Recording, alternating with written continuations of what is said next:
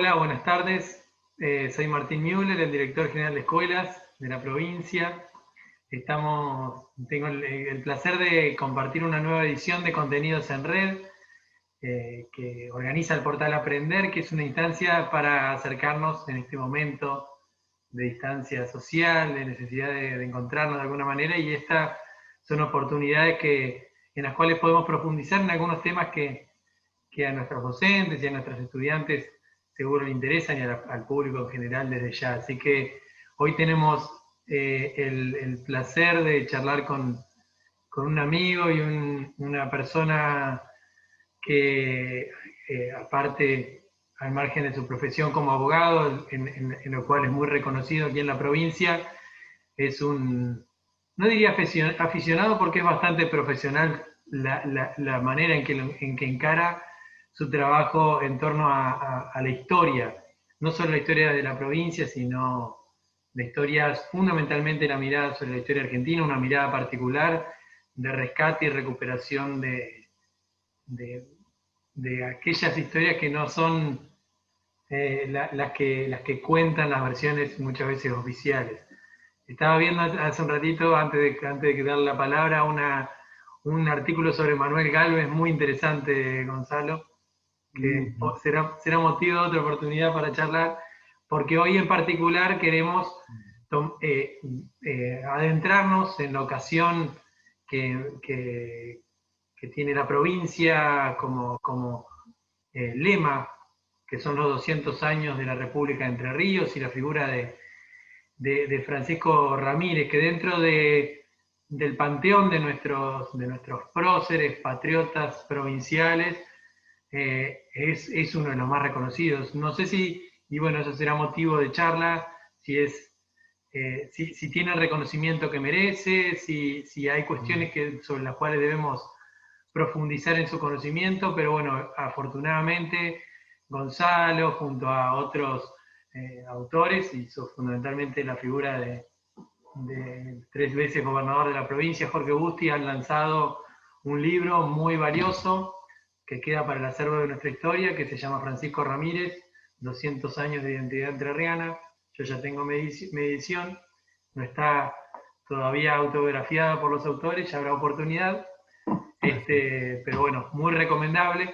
Así que queremos aprovechar para charlar de manera amena y me parece interesante por ahí encararlo en función de dar herramientas a nuestros docentes, a nuestros maestros, maestras, profesores, para trabajar el periodo en particular que tiene que ver con la Revolución de Mayo, con todo el proceso revolucionario y de independencia de nuestra tierra, de nuestro país, desde una perspectiva regional, desde una perspectiva entrerriana. Me parece que esto puede llegar a aportar un montón en ese sentido para pensar también desde el presente conceptos como el de república. Y me parece que por ahí estaría bueno comenzar, no sé si te parece, Gonzalo, pensar qué significa la república de Entre Ríos en aquel contexto, desde la mirada de Francisco Ramírez. ¿Por qué fue una república, la república de Entre Ríos? Bueno, Martín, primero saludarte y agradecerte, reconocer también la capacidad y el afecto que encuentro en vos, celebrar que una persona joven esté en el cargo tuyo y que significa mucho en términos generacionales, así que bueno, no solo deseo por una buena gestión, sino muy alegre por esta situación y por este espacio de reflexión y debate que pensás. ¿Por qué república? Porque Ramírez significó en términos históricos el cierre a las posibilidades de una monarquía, el cierre a la posibilidad de un gobierno elitista. Recuperar la idea de república en términos de la etimología de la palabra la romana, ¿no? La idea de la cosa pública y un gobierno de la gente, no un gobierno del pueblo. República se oponía o recogía esta tradición de Ramírez en Cepeda, en el Tratado del Pilar, en el cual se pone fin al proyecto del directorio que pretendía establecer una constitución elitista con sesgos muy conservadores y que no terminaba de ser clara acerca de la forma de gobierno, abriendo la puerta incluso a una posibilidad monárquica. Fue república por eso, porque enarbola las ideas de la república. No fue una república en términos secesionistas, digamos, la República de Entre Ríos, fue una república integrada a lo que sería la Patria Grande, al gobierno de las Provincias Unidas, lo que sería Sudamérica. Tenía la idea de república porque fue elegida por una elección popular. Ramírez, cuando fue electo supremo entrerriano, en un proceso electoral que se llevó más o menos entre noviembre y diciembre, alrededor de un mes, entre el 23 de noviembre y el 25 de diciembre, que fue la última elección, se hizo votar. Fue la primera elección, Beatriz Bosch rescata, una historiadora entrerriana, rescata que fue la primera elección en toda la Argentina. O sea, en términos de magnitud, fue la primera elección, la primera muestra democrática cabal que existió. Por esto es de idea de república. Pacho Ramírez se hace votar en el sentido de Mike. Tiene una particularidad, Martín. No era una lista única como muchos historiadores imaginan. Otras personas, por ejemplo, en Corrientes, porque la República de Entre Ríos era una organización administrativo-política que estaba compuesto por lo que hoy más o menos podemos comprender como 3 provincias argentinas. La República de Entre Ríos agrupaba nuestra provincia de Entre Ríos, la de Corrientes y el territorio de lo que era por entonces las Misiones, que era un poco incluso más amplio porque se adentraba sobre el Brasil y sobre el norte. En esa unidad territorial, Ramírez establece una organización política administrativa que tiene como singularidad que es la primera división territorial que elige en forma democrática su autoridad. Él se hace votar como supremo.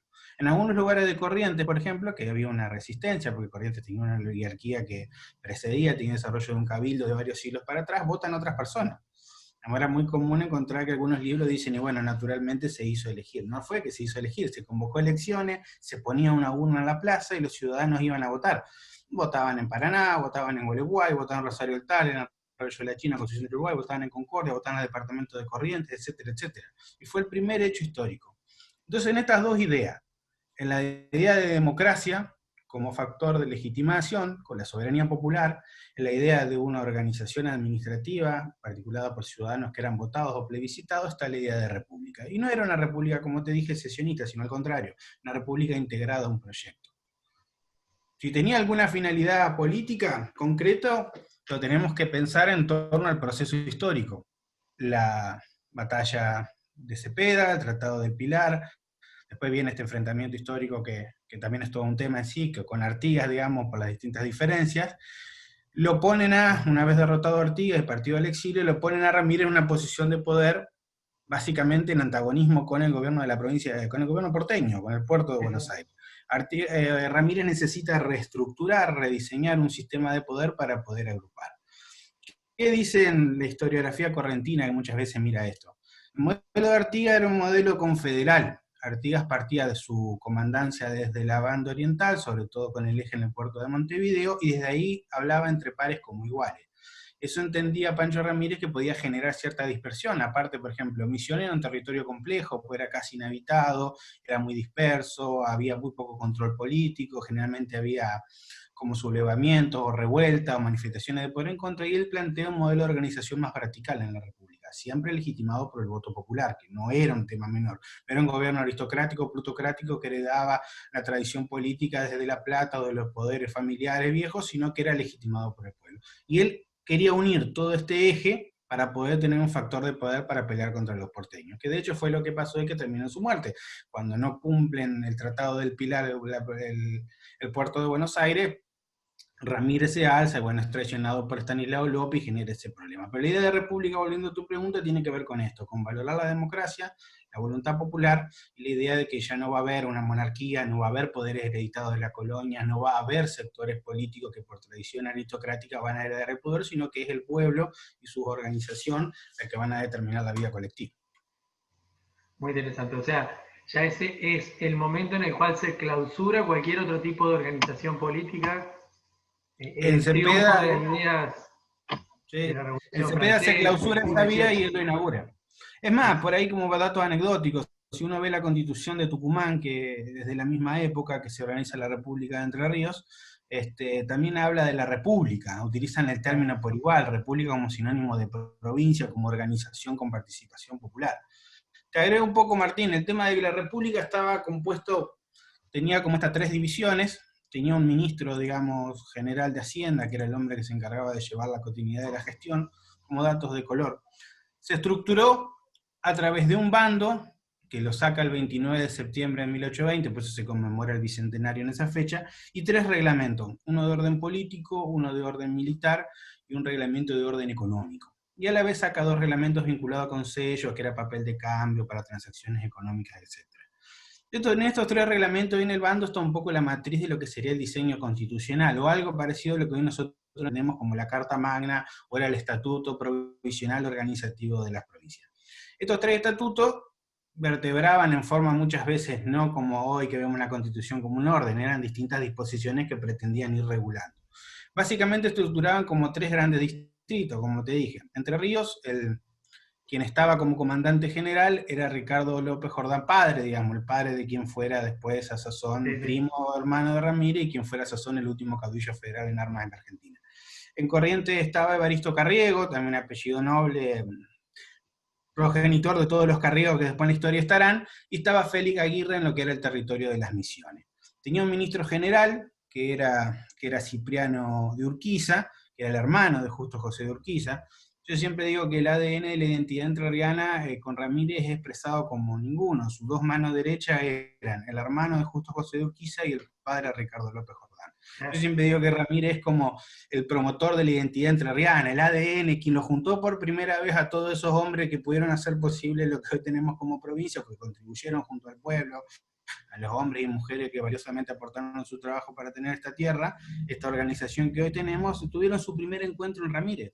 La mano derecha era Cipriano de Urquiza, su ministro de Hacienda, y su hombre valiente en términos militares y su lugarteniente en Entre Ríos era el padre Ricardo López Jordán. Así que en Ramírez confluyen como todos los actores que después en el siglo XIX van a ser los apellidos determinantes, o por lo menos los grandes hombres que de una forma u otra van a marcar o van a expresar el sentir popular o los grandes procesos populares en nuestra historia entrerriana.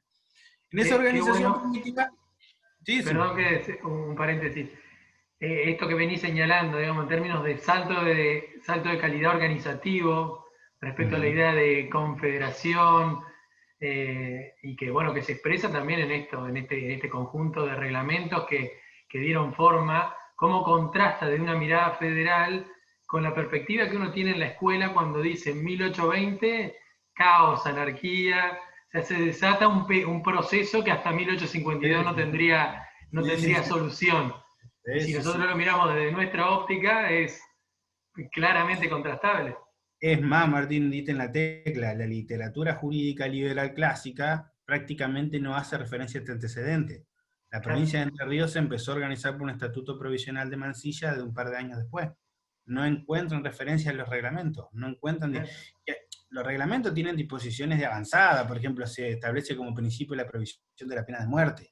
Se crea el derecho a la educación, digamos, como un derecho obligatorio, como un deber del Estado, se declara una amnistía, digamos, para quienes habían estado en los distintos bandos antes de los procesos militares y políticos, se establece un sistema de recursos, recaudación impositiva, administración del Estado con rendición de controles, una obligación de rendición de los actos públicos, establece una serie de cuestiones que no tienen precedente en otras organizaciones y que son obviadas por la literatura con esta cuestión de, con esta mirada de, pongámoslo en términos históricos, de Vicente Fidel López, de que Ramírez era un caudillo semibárbaro, una especie de Atila que vivía en el litoral argentino, en la mirada de Vicente Fidel López, que estaban todo el día degüellándose, no tenían ningún tipo de organización, haciendo hasta reflejo de lo que decías vos, la idea de anarquía, que la anarquía del año 20, que para nosotros fue, quienes miramos la historia del interior federal, poner fin a un proyecto monárquico, para ellos justamente fue la llegada de la barbarie a la Plaza de Mayo, colgando los caballos en la pirámide. Justamente tienen muchísimas instituciones de vanguardia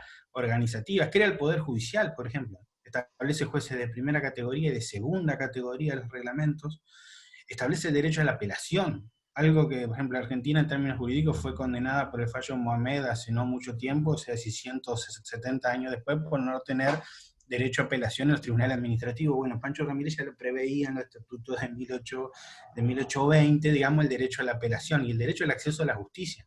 Cuestiones que vos decís, pensadas desde hoy, parecen de sentido común, pero nadie las escribía hace 200 años. Para poner un poco de contexto, ¿cómo llega Ramírez a construir eso? ¿Qué formación tenía el personal o el grupo político, militar que lo rodea? ¿Cómo logran, qué influencias tenían? ¿Cómo logran plasmar eso? Ramírez tenía una buena educación, digamos, la literatura liberal lo pone como un caudillo semibárbaro, que no era instruido, que era una persona al cual le escribían las cosas. Él tenía una muy buena educación, porque tuvo una educación en su casa. Fue a, digamos, a una escuela que tenía el fundador de Arroyo de la China, que era Juan Inciarte, y después se educó con Fraile Mariano Agüero y con el doctor Bonifacio Reduello. Le dieron una educación en la casa. No había, como en términos de hoy, por aquel entonces, la escuela como lo imaginamos, era una educación. Estaba muy bien rodeado también. Cipriano de Urquiza era una persona que se había educado en un colegio de Buenos Aires, era hacendado también, fue uno de los redactores del Reglamento de Orden Económico, que es una constitución económica, era una persona que vinculaba los negocios de la familia, de los Urquiza, digamos. Ramírez también heredaba negocios, pero era de mucha menor magnitud, no tenía el mismo nivel económico. La madre tenía una especie de estancia y del padre que falleció cuando él era joven también había heredado. Pero, por ejemplo, el reglamento de orden económico lo hacía Cipriano de Urquiza. Después lo asesoraba el doctor Correntino García de Cosio, que era una persona de muy buen nivel, José Simón García de Cosio, que contribuyó en los reglamentos. Estaba asesorado también por José Gervasio de Monterroso, que era un monje franciscano, que había sido secretario privado de Urquiza, de Artigas, perdón, y en estas cuestiones de las vueltas de las batallas termina siendo de preso, termina siendo rehén de Ramírez, pero Ramírez se da cuenta de quién es, del nivel que tiene, porque era una persona muy estudiosa, muy dirigida, y lo trae y pasa a ser su secretario privado. ¿Quién era el secretario privado de Artigas? Una persona de un nivel muy bueno. Entre esos 3 o 4 actores, hay otros más, digamos, pero yo creo que si habría que pensar una organización de cerebro, pienso que entre Cipriano de Urquiza, Ricardo López Jordán, Monterroso y García de Cosio dieron un poco esta estructura organizativa en términos de reglamento y la mirada jurídica. Que fue, imaginemos, estábamos legislando para tierra arrasada, eran provincias distintas, en 1810 a 1820 fue un río de lanza el interior de Entre Ríos. Cada un año, cada dos, había batallas o contra tipo de afuera o contra los propios porteños que querían invadir, digamos. Pensar la organización era muy difícil. Te decía que era de vanguardia porque, no sé, además de todo lo que te contaba, hizo un censo, por ejemplo, para establecer un relevamiento. Un censo en el sentido de tomar relevamiento, para que grafiquen los que están escuchándolo. Aproximadamente 20.000 personas vivían en Entre Ríos en esa época, en 1820. No había ruta, había sendero. Ramírez fue un entusiasta de la Revolución de Mayo y en 1811 hace un lanzamiento y se pone al servicio de la causa patriota, y él era como el que llevaba la correspondencia desde Uruguay hasta Paraná, pero tenía que pasar por rutas intransitables, por caminos, por arroyo, por río, había que pasar por lugares que eran inaccesibles, y bueno, y él tenía esa habilidad. Imaginemos la época en la que estamos, y organizar y pensar todo eso. Hay algo más puntual, Martín, que me parece que es importante, que es que te vincula directamente con vos, digamos, y por eso me lo acuerdo, que es, y lo enfatizo, que es la apuesta que hace a la educación. Lo dijiste Ramírez por ahí tiene, al pasar, sí, pero me parece tiene importante. una enorme clarividencia a la hora de entender que la educación es la clave para el desarrollo. Lo pone como un derecho, lo pone como obligatorio a la enseñanza primaria, establece que cuestiones como aritmética, como matemática, como caligrafía tenían que ser conocidos por todos los niños, establece un criterio progresista de vanguardia. Los que no tenían recursos, los niños humildes, iban a acceder a la educación en forma gratuita que solventaba el Estado. En cambio, quienes tenían familias pudientes iban a tener que pagar una contribución. Además de que obligaba a que cada uno de los jefes departamentales cree dentro de su departamento escuelas, y que había que garantizarle a los maestros vivienda y un salario digno para vivir. Como cuestiones tan específicas que si uno lo piensa en 1820 es prácticamente imposible. Muchas veces la educación se circunscribía a las iglesias, a un rol más auxiliar del Estado, pero no el Estado en sí tomando como esa obligación, con esa perspectiva. Otro tema, Ramiro, particular es la libertad de culto. Si uno mira, por ejemplo, la Constitución santafesina, el Estatuto de 1819, 4 o 5 artículos primeros son ratificando el credo de la fe católica, declarar como delito negar la religión católica, la misma pasada en la Constitución Tucumán. En Ramírez no hay una sola referencia a la adopción de un culto oficial por parte del Estado. Hay diferencias solo tangenciales de dar funciones a los sacerdotes, a los curas, pero mínimas. No existe un culto oficial en la reglamentación de la República de Entre Ríos. No existe. Un principio prácticamente, y para la época, imposible. Veníamos saliendo de del gobierno del modelo del virreinato, donde todo se trazaba por la religión católica. Pensar que alguien no lo iba a reglamentar era imposible. Bueno, en eso fue también de vanguardia Ramírez. No, por eso Absolutamente. es curioso y ata también a lo que hablábamos antes de la República y también a la formación de esta élite política que condujo la República, pensar las influencias, ¿cierto?, la presencia del siglo XVIII y también esta vanguardia que representan, que son ideas, como vos decís, de la educación. 60 años después de lo que estamos hablando, se da el debate de la separación entre la Iglesia y el Estado, la presencia de la educación básica como una necesidad de la cual tiene que hacerse cargo el Estado, y estamos hablando de una provincia que ni siquiera, que era un proyecto, digamos, era absolutamente un proyecto. La verdad, muy interesante, muy llamativo, sí. Muy vanguardista en muchas cuestiones. Otro tema que es importante es la idea de la constitución económica. Si uno mira los reglamentos, o sea, por ejemplo, tomemos alguno de los clásicos de la literatura económica histórica. Aldo Ferrer, ¿no? Cuando él explica cómo nace la economía argentina en los primeros años, ¿qué es lo que dice? La ganadería fue el primer factor de desarrollo, lo que permite despegar al litoral en términos económicos, fortalecer a figuras como Estanislao López, como Ramírez, como Urquiza, digamos, poder ser un polo opositor a Buenos Aires, la veo un foco de desarrollo. Fue la primera industria capitalista. Los reglamentos de orden económico son: protejamos los animales, agricultura familiar para subsistir, producción de trabajo, controlar la exportación, desarrollo con los puertos, buscar embarcaciones. Es, digamos, generalmente en términos jurídicos, las reglamentaciones económicas suelen ser muy generales, digamos, las disposiciones constitucionales no tienen, suelen obviar, proteger la propiedad privada, libertad de comercio y pocas cosas más, algo parecido a que la Constitución de 1853. Pero Ramírez en el reglamento económico establece, eso es una influencia clara de Cipriano de Urquiza, de los nombres de la ganadería, de la incipiente ganadería. De hecho, su hermano consolidó ese rol, digamos, como un factor clave de su poder económico y su poder político, en definitiva. Claramente tenía en eje cuál era el modelo de desarrollo que tenía que tener. Aparte entendía que proteger los cueros, proteger los animales, prohibir la matanza de animales, toda una economía de desarrollo, pero a la vez contemplando subsistencia. Esa claridad de cuál es el programa económico tampoco se encuentra paralelo en otras reglamentaciones provinciales. Tal vez había una práctica muy similar, porque obviamente no se era ajena, los modelos de desarrollo eran más empíricos que teóricos a ese nivel, y generalmente entendían que si venía un barco tenían que preservarlo, una cosa de sentido común. Pero esta capacidad de describir cuáles son las pautas y reglamentarlo en términos jurídicos es casi una excepcionalidad en todo el modelo del derecho público provincial, por así decirlo, en las organizaciones constitucionales provinciales, con la claridad que desarrolla una constitución económica. Ramírez tenía claro que el problema de Entre Ríos desarrollar era preservar los animales, concentrar la ganadería, el desarrollo económico y las exportaciones. Tenía claro cuál era el eje que tenía que ser, con eso la provincia iba a crecer. Aparte venía de economía súper diezmada, la guerra era carísima. No solo el enfrentamiento último contra Artigas, sino el enfrentamiento contra los porteños, resistir y financiar las causas federales era carísimo, te decía bolsa la economía de guerra es la más destructiva de todo, apenas alcanzaba para vivir. Entonces él tenía claro esos ejes. Eso no encuentra en otras provincias una reglamentación similar siquiera. Che, nos va a quedar poco tiempo y me interesa mucho entrar en el tema de tu artículo en el libro, que uno, profe de historia, cuando llega a ese tema ahí en tercer, cuarto año de la escuela secundaria, se hace complejo, digamos. Bueno, ¿pero qué pasa? Ramírez, Artigas, ¿de qué lado estás? Sí. ¿Cómo lo manejamos a eso? ¿Qué encontraste en la fuente, en el laburo bibliográfico que hiciste para explicar?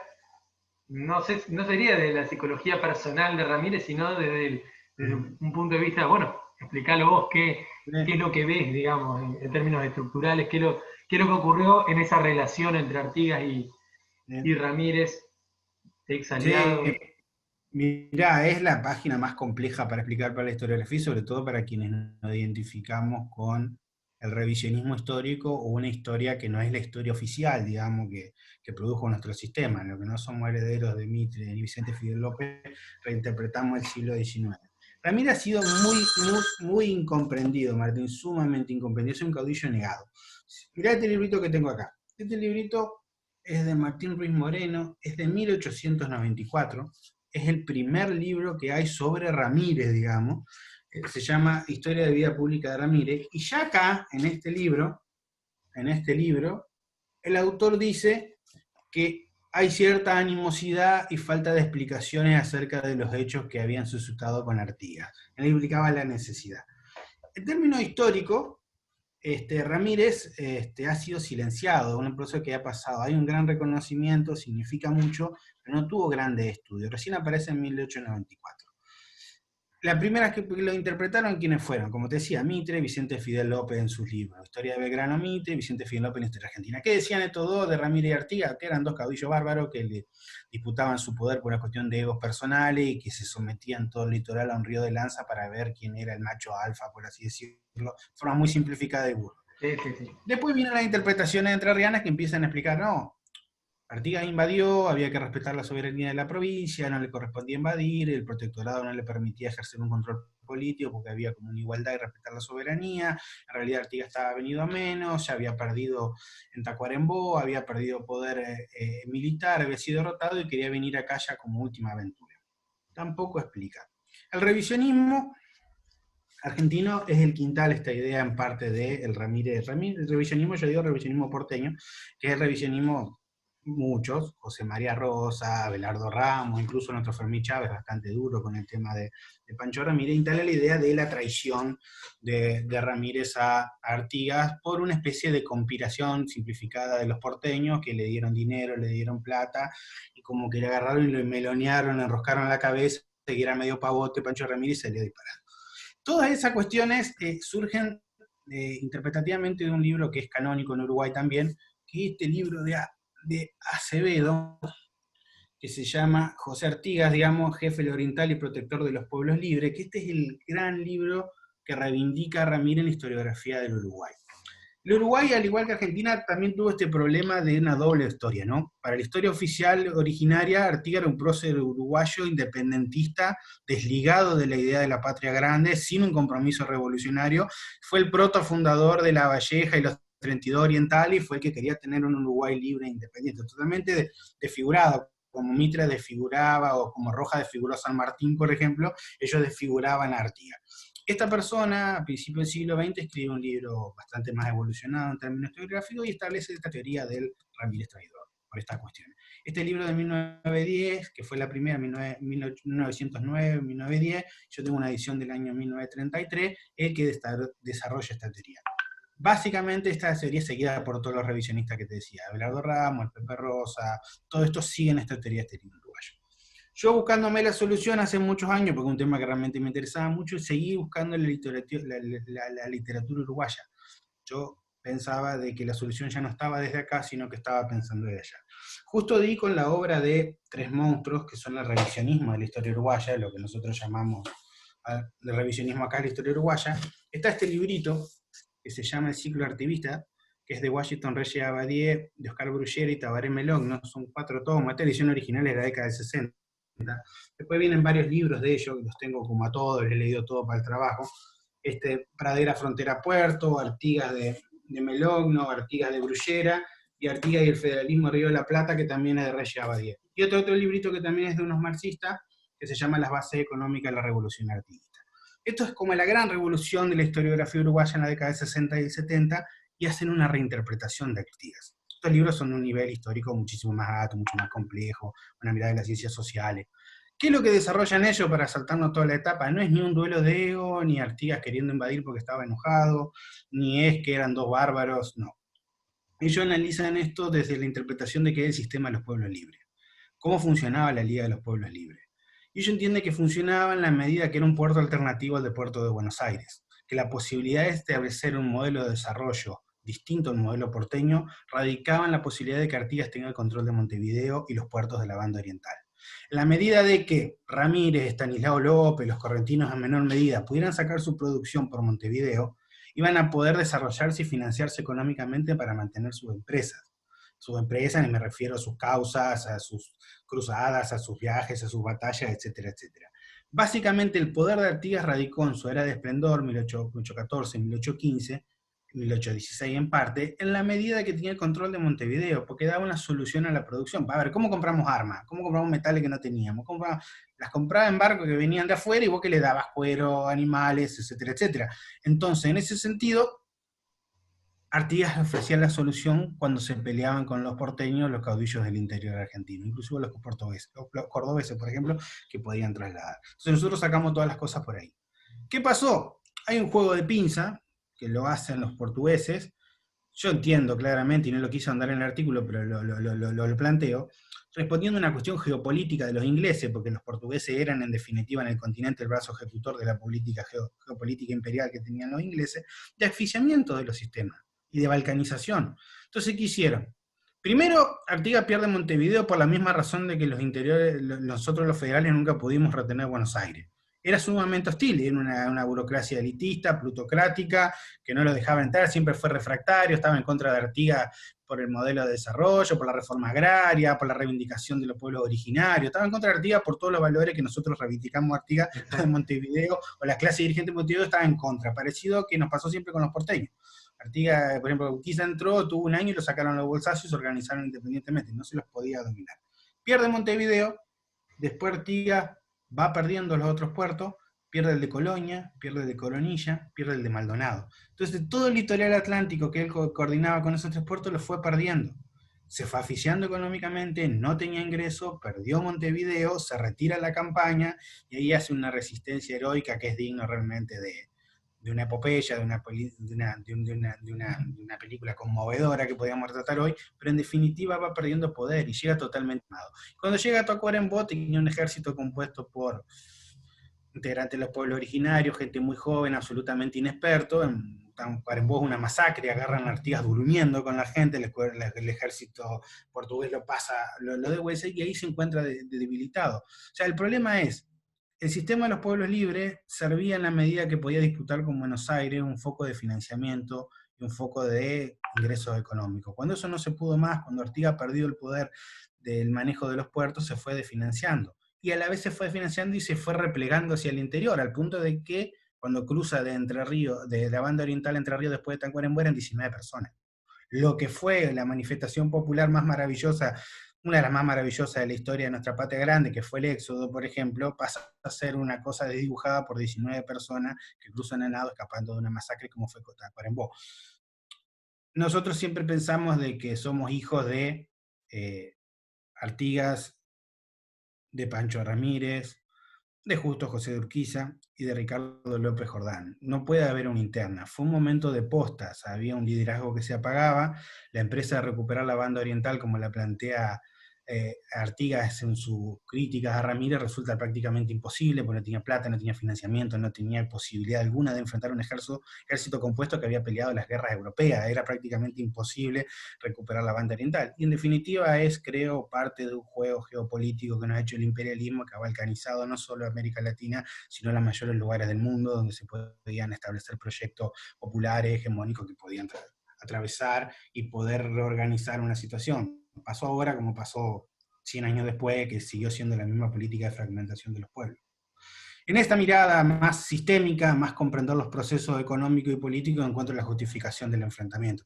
Lo que no quiere decir de que Artigas es una figura fundamental en la historia de la patria grande, valiosísimo, clarividente, lúcido, revolucionario, transformador. Simplemente era el agotamiento de un proceso que no se podía sustituir bajo ningún otro. Desprovisto de territorio, desprovisto de recursos y ya sin tropa, ser un caudillo en el siglo XIX era absolutamente imposible. Eso es la realidad. Como lo planteo, lamentablemente para la historia del pueblo y lamentablemente para el campo nacional y popular es una derrota más de las tantas que tuvimos en el siglo XIX.